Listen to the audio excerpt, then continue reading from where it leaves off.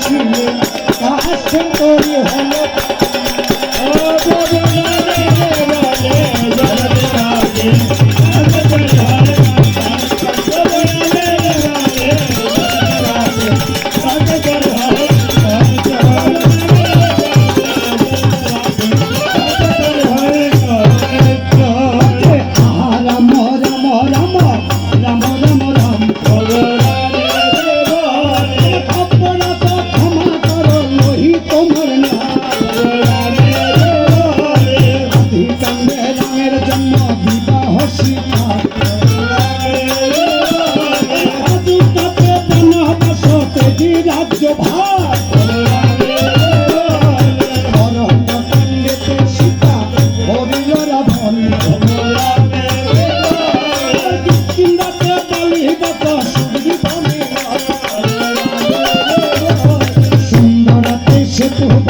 সমুদ্র হলেন লঙ্কা কাণ্ডে রাবণ রাজার সকল শেষ উত্তরাখণ্ডে দেশ এলো রাম নারায়ণ আমার দেশে এসে রাজা হলো ব্রহ্ম সনাতন উত্তরাখণ্ডে হবে গীতির গান রামায়ণ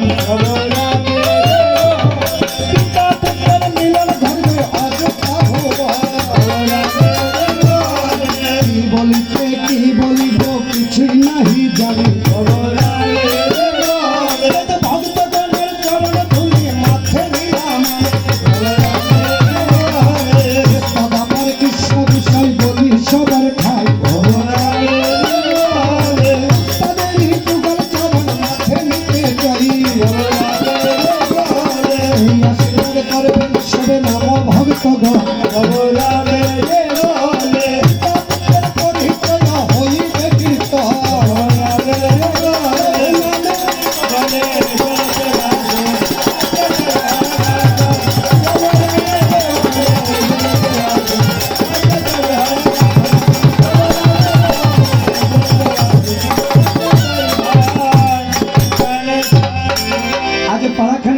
পিতা পুত্রের পরিচয় সেই পিতা পুত্রের পরিচয় পালাখানি আমার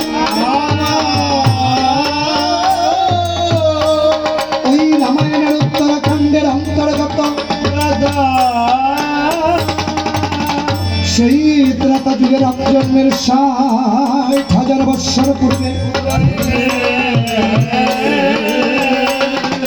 ওই মহামণি বাল্মীকি রচনা করেছেন মধুর সপ্তকাণ্ড গান রামায়ণ আর কীর্তিবাসী পণ্ডিত তাহা বাংলা ভাষায় করেছেন ব্যাকরণ তাই তো পদকর্তা বলেছেন মা এই পদকর্তা ডেকে ডেকে বলেছেন অনেক কীর্তি বাষ্প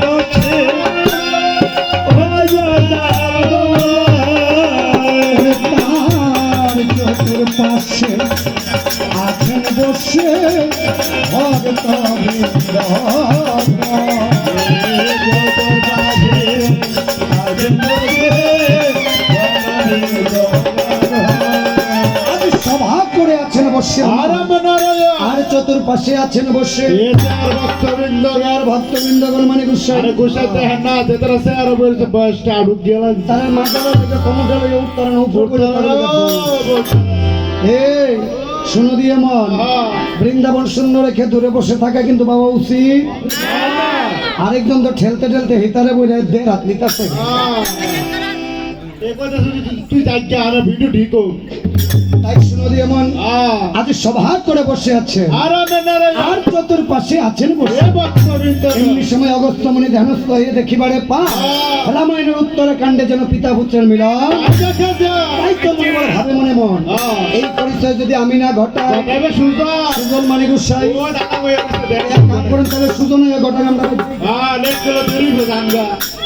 তাই শোনা দিয়ে মন এমনি ভাবে অগস্ত্য মুনি মনে মনে চিন্তা করে দেখিবারে পায় রামজি আজ থেকে 9টি বৎসর পূর্বে তার 5 মাসের গর্ভ সীতা বনবাস দিয়েছে আজ এই মণি ঠাকুর ভাবে মনে মনে কথা বলো না তারা মোবাইল টিভাটা বন্ধ করো নাহলে মোবাইল সহ বললাম কবে এমন না বাবু তাই শুনো দিও মন ওই অগস্ত্য মুনি ভাবে মনে মন আজ থেকে 9টি বৎসর পূর্বে রাম দিয়েছেন 5 মাসের গর্ভ সীতা নির্বাসন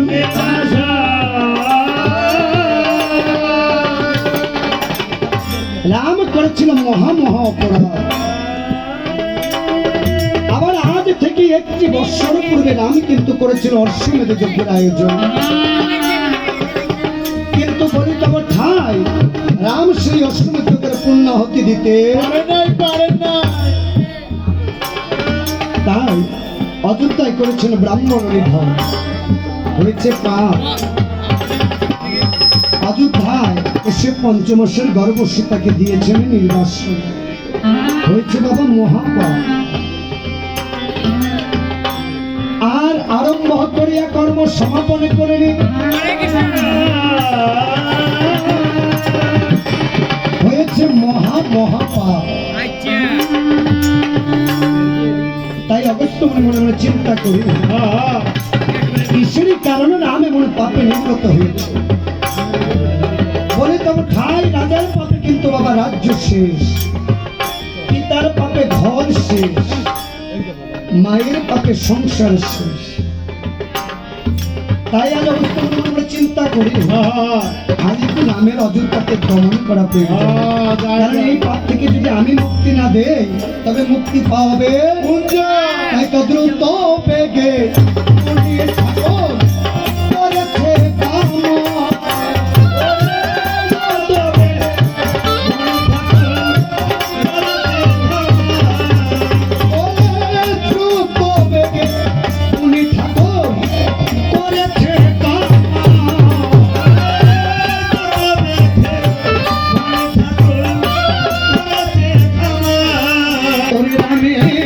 অযোধ্যা ভূম বন মাঝে দিচ্ছে দর্শন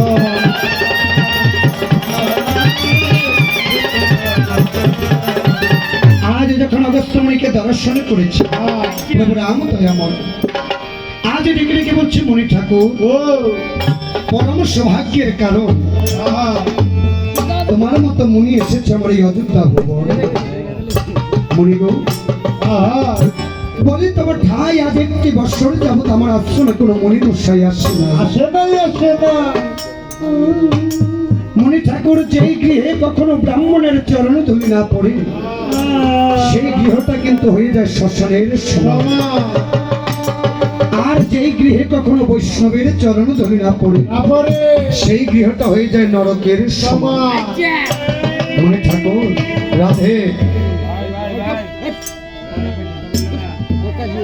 তোমরা আমার ছোট ভাই বয়সটা কিন্তু তোমাদের থেকে আমার বেশি একটা না কিছুটা বেশি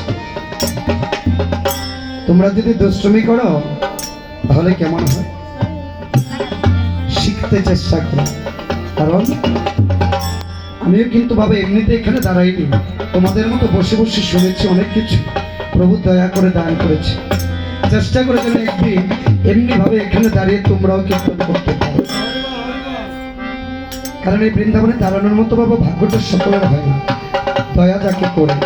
তাই আমি চাই সকলেই যেন বৃন্দাবনে একদিন দাঁড়াতে পারে। আজ রামে রেখে রেখে বলছো মণি ঠাকুর, পরম সৌভাগ্যের কারণে তোমার মতোই অগস্ত্যময়ী এসেছ বড় অযোধ্যা ভুবন। মণিগো শাস্ত্রে শুনতে পাই কি বলেছে জানো মণি ঠাকুর?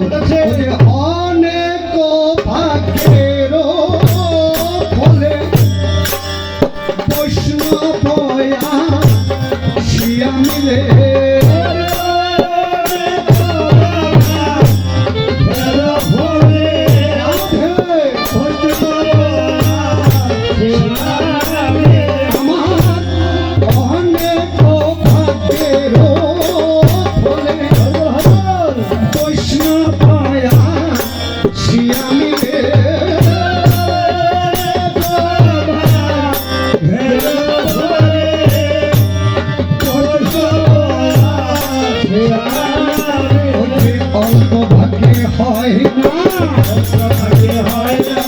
অল্প ভাগ্যে হয় না, অল্প ভাগ্যে হয় না, অতি ভাগ্যে বৈষ্ণব আসে, অল্প ভাগ্যে হয় না, ধর্ম ভাগ্যে বৈষ্ণব আসে, অল্প ভাগ্যে হয় না।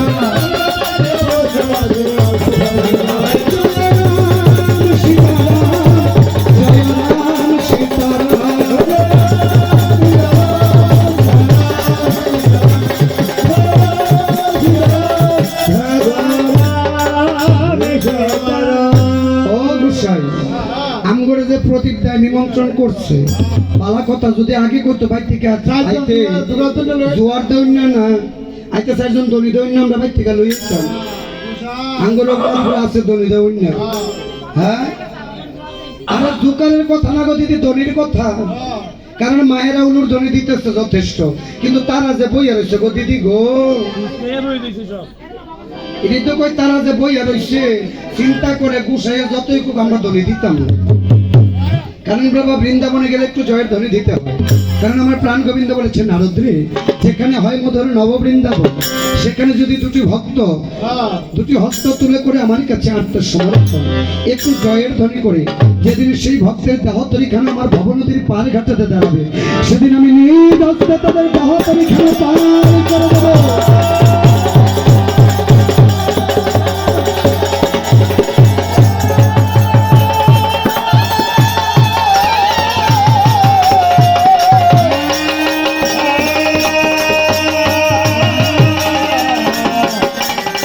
কত সুন্দর লেগেছে মামা, রাধে মনে হয়েছে দুটি পদ্ম পুষ্প আমার গোবিন্দের চরণ পাড়ে চেয়ে আছে, গোবিন্দ এই বুঝি পুষ্পগুলো ধরে নিল। বৃন্দাবনে হস্ত তোলার বাবা অনেক কারণ আছে, কারণ দুটি হাত তুলে আত্মসমর্পণ, প্রভু গো তোমার কাছে আমি আত্মসমর্পণ করেছি, এই দেহের সকল পাপগুলো দূর করে তোমার ভক্ত হিসাবে গ্রহণ করে নাও। আজ অগস্ত্যমণি রেখে রেখে বলেছে রাম বলি তব ঠাই তোমার আশ্রমে আমি সিংহাসন গ্রহণ করতে আসি না। আমি কিশোরী কারণে এসেছি জানো? কিশোরী কারণ আমি দেখিবারে পাই তুমি আরম্ভ করিয়া যোগ্য না করিলে পুরা, আরম্ভ করিয়া যোগ্য না করিলে পুরা, রাম আরম্ভ করিয়া যোগ্য না করিলে পুরা, আরম্ভ করিয়া যোগ্য না করিলে পুরা, ওতে নরকেতে পতিত হয় পিতৃপুরুষ গণ। শোনো শোনো রামচন্দ্র রাজি বলুছ, তুমি অসমত পূর্ণ হতির করো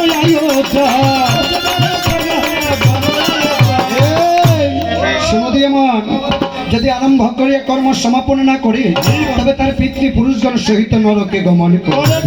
কারণ দেখবে বাবা অনেকেই আছে বাড়িতে একটা দুর্গা পূজা করব, কিংবা একটু বৈষ্ণব সেবা দেব, কিংবা ভগবানের কাছে একটু প্রসাদ দেব, দেব দেব দেব করতে করতে সব নিজে একটু টক্কর, কিন্তু দেওয়ার কারণ দেখবে অনেকে চিন্তা করে বাবা রে গোবিন্দ যদি একটা সন্তান দেয় তাহলে ভগবানের চরণে দুইটা স্বর্ণের তুলসী পত্র দেব। দেখবা ফুলা হইছে, ফুলারে বিয়া শাদি করাইছে, নাইনাত করে হইয়া গেছে, কিন্তু মানুষ সিডার দেওয়া সব খবর থাকে বাবা, কিন্তু ভগবানের খবরদার ভালো দেখেন গো দিদি গো সবকিছুর মধ্যে মানুষ বিচারে বসা ভগবানের কর্মে। মানুষ পাওয়া যায় না। বাড়ির মধ্যে যাত্রা হলা দেন, তবে লাগলে 10,000 টাকা আমি একটা দিয়ে ডিজে আনবো। পার্টি দেন। একটা ডিজে পার্টি দেন, বিয়ার শাদী লাগাইলে গায়ে হলুদের মতো একটু ডিজে দেন। এটা না হলে জমতেই না। যদি আয়োজন না করেন তবে কি রে টিয়া পয়সা ঠেড়া বসছে। আমাদের এক রাত দিনে। লাগলে আমি তোর 20,000 দেন, তোর ডিজে না হলে বলে গায়ে হলুদ বিয়া কি জীবনে বারবার আইব। কিন্তু দেখবে যদি বৃন্দাবন হয় মানে এত কিছু করার দরকার নেই। মনে করে ধারণা ভাবা কলি যুগের মানুষের মনের ভাবসা বেশি, এটা ভালো না। তাই উচিত কথা বেশি একটা কইতাম না, না, না। কারণ উচিত কথা যদি কই শিক্ষা ভাঙ্গিয়া আরে তো। বাইরে রাখতাম না। টিয়া দিয়ে আনছে বুঝছে হইল কথা কই। তাই আজ ডেকে ডেকে বলছে মণি ঠাকুর, ও, মণি ঠাকুর তুমি যেই কথা বলেছ বলি তোমার ঠাই এই অযোধ্যার ভাগ্য আকাশে কোনো যজ্ঞের লেখা নাই না। কেন জানো? কেন কেন? তুমি বলেছ আজ থেকে 1 বৎসর পূর্বে আমি করেছিলাম অশ্বমেধ যজ্ঞের আয়োজন। মা পান সেবা হয়ে থাকলে থালটা ঘরে পাঠিয়ে দেন। হ্যাঁ? না যদি সেবা হয়ে যায় থালটা ঘরে পাঠিয়ে দেন, আও কি রে? কারণ এটা এনে থাকলে কদ্দুর ভরপুর করে দেও গোফান খাও না রে, সভা করে লইছে আজ। তাই আজ রাম রেখে রেখে বলছে মণি ঠাকুর ও, দেখো না করিয়া স্মরণ আহা, কেমন করে করিব আমি অশ্বমেধ যজ্ঞ পূরণ। আমার পূর্বপুরুষ মহারাজ হরিশ্চন্দ্র ওই হরিশ্চন্দ্র করেছিল রাজস্ব যজ্ঞের আয়োজন। কিন্তু মুনিকে বলি তবে ঠাই হরিশ্চন্দ্র কিন্তু রাজস্ব যজ্ঞ করতে আরে না, পারে না। কেন জানো? কেন কেন? হরিশ্চন্দ্র বড্ড অহংকার করেছে। এই পৃথিবীতে আমি সবচাইতে বড় দানবী, তাই তো কুলগুরু বিশ্বামিত্রের হস্তে করেছিল এই শস্যকর পৃথিবী দান। দান করে দানের দক্ষিণা দিতে গিয়ে নিজ স্ত্রী সৌভাগ্যকে বিক্রি করেছে ভরা বাজারে, পুত্র লোহিদাসকে বিক্রি করেছে কাশীর বাজারে, নিজেও বিক্রি হয়েছিল কাঠুয়া কাঞ্চন নগরে গিয়ে হরিয়া জঙ্গল রূপে শ্মশানবাসী। সেদিন কিন্তু সেই রাজস্ব যোগ্য করতে পারেনি। তাই মনে ঠাকুর দেখো না করিয়া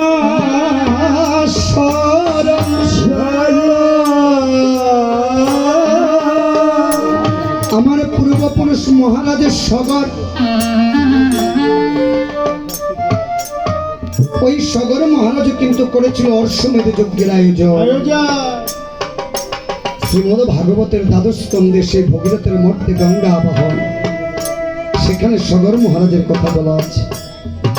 সগরের ছিল বাবা 60,000 পুত্র, ধনে জনে প্রতিপত্তিতে অহংকারে সগরের চাইতে বড় কেহ ছিল না। তাই সগর মহারাজ মনে মনে বড্ড অহংকারী করেছে। তাই তো কপিল মুনির এক অভিশাপে সগরের 60,000 পুত্র ধ্বংস হয়েছে। তাই তো একটা কথা রাখিও স্মরণ, ফুলের সৌরভ রূপের গৌরব সেদিন থাকে না।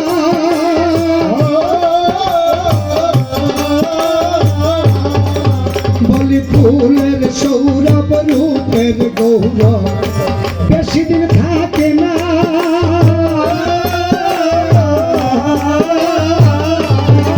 তোমরা যত কিছুই করো মানুষ জমে তো ছাড়বে না।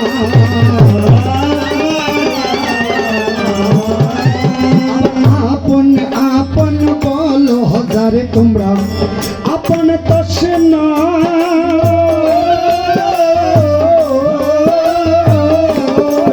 তোমার তো দিনেরই আসা যাওয়ায় পথের পরিচয়। তোমরা ঘুম ঘুম ঘুমাইছরে মানুষ আর কত ঘুমাবে।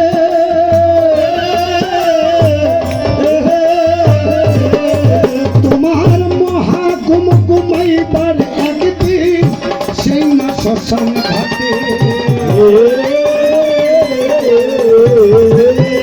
তোমরা বিয়া বিয়া বিয়া বল মানুষ আর আগে বিয়া আছে।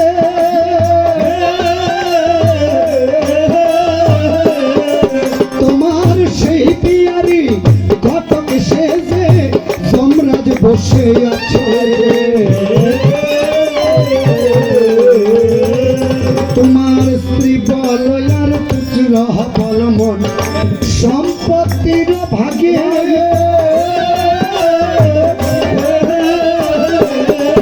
তোমার অসময় নিদানের কালে গোবিন্দ সারথে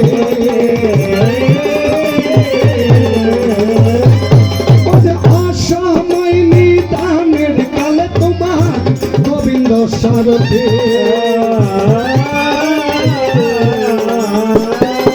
ওই যে বড় বাড়ি বড় ঘর বড় ঘর আশা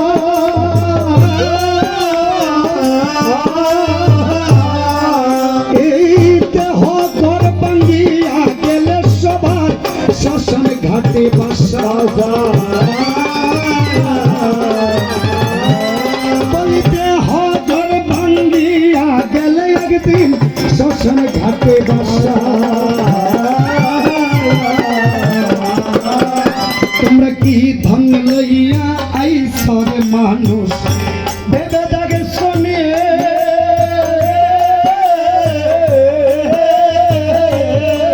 তোমার যাইবার কালে কি ধন নেবে সম্বল কর সঙ্গে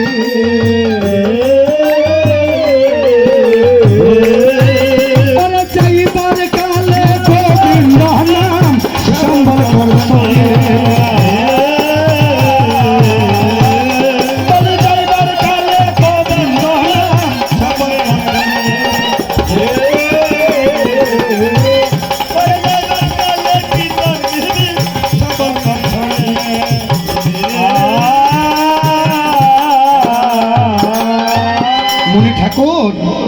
সেদিন কিন্তু সগর মহারাজ অশ্বমেধ যজ্ঞ করতে পারেনি মনিক দেখো না করিয়া শোনো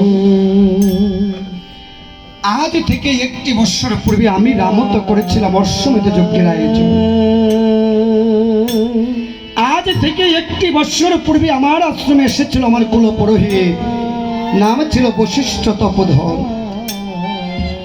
মনিকা বলে তব ঠাই ওই বশিষ্ঠ মণিবরে ডেকে রেখে বলেছিল রাম শোনো দিয়ে মন করিতে হবে তোমাকে অশ্বমেধ যজ্ঞের পূর্ণ আহুতির আয়োজন কেন জানো কেন কারণ তোমার পূর্বপুরুষ মহারাজের সগর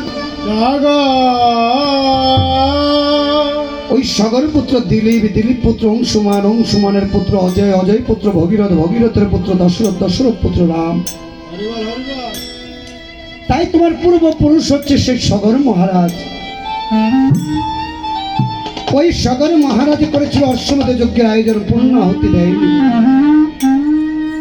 তুমিও নাকি লঙ্কায় করেছে ব্রাহ্মণ নিধন তবে সেই পাপ যদি করাইতে হয় খণ্ডন অশ্বমেধ যজ্ঞের তুমি করো পূর্ণ আহুতির পুনরায় মনে ঠাকুর সেদিন মণি গোসাই আমাকে 3খানা বিধান দিয়েছে কি বিধান সেদিন বলেছিল যে এই অশ্বমেধ যজ্ঞ করতে শ্বেতবর্ণের অশ্ব দিতে চারবর্ণের খোঁজ আর দ্বিতীয় বিধানের খানা ছিল বামে সীতা বসিয়ে কুল পুত্র নিয়ে করিবে যজ্ঞে আহুতি দান আর তৃতীয় বিধানের খানা ছিল স্বর্গমর্ত পাতাল করিবে নিমন্ত্রণ সেদিন মনের কথায় স্বর্গ হতে বিশ্বকর্মাকে একখানা স্বর্ণ সীতা বানিয়েছি কিন্তু মনিকে বলি তো ঠাই সেদিন যজ্ঞখানা আমি রামের ললাটেও যে লেখা নেই কারণ ওই 1 বছর পূর্বে অশ্বমেধ যজ্ঞ করতে গিয়ে আমি একখানা জয়পত্র লিখেছিলাম এই ত্রিভুবনের সতী মায়ের পুত্র যদি থাকে কোনো জন সেই জন পারিবে আমার অশ্ব করিতে ভয় পেয়ে জীবনের ওই অশ্ব নাহি ধরে গাধা হয়ে জন্ম নেবে গাধী নির ঘরে ঘরে মনে খো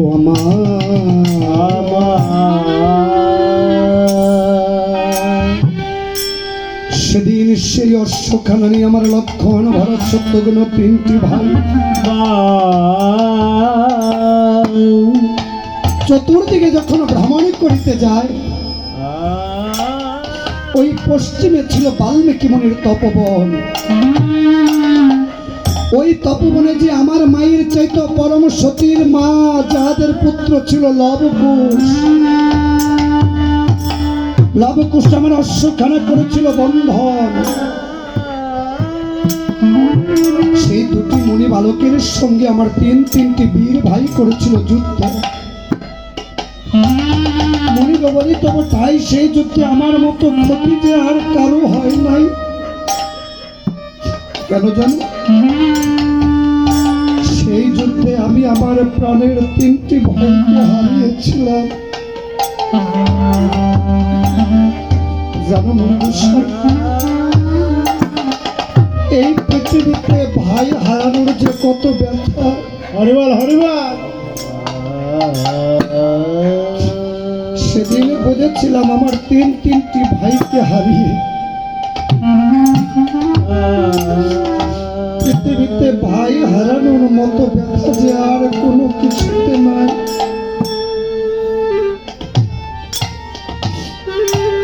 মা বললে মা পাওয়া যায় কন্যা বসিয়ে কুলে, ওই বাবা মরলে বাবা পাওয়া যায় পুত্র বসিয়ে কুলে। কিন্তু মায়ের পেটের ভাই মরলে ভাই কখনো পাওয়া যায় না। জানো মনি ঠাকুর, এই পৃথিবীতে ভাই যে কত আপন। পৃথিবীতে ভাই যে কত আপন, যারা ভাইকে হারিয়েছে তারা জানে।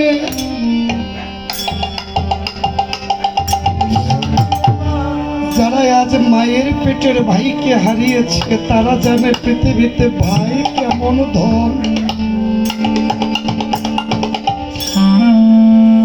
শত বিপদেও কিন্তু ভাই দৌড়ে আসছে বাবা। ভাই যত বিপদে থাকুক না কেন, ভাইয়ের বিপদে ভাই কিন্তু দৌড়ে আসছে।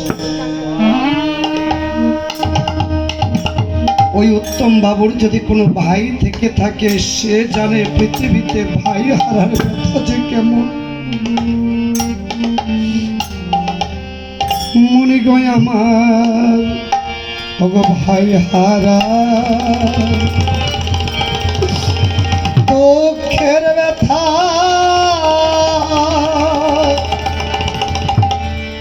কেউ বোঝে না।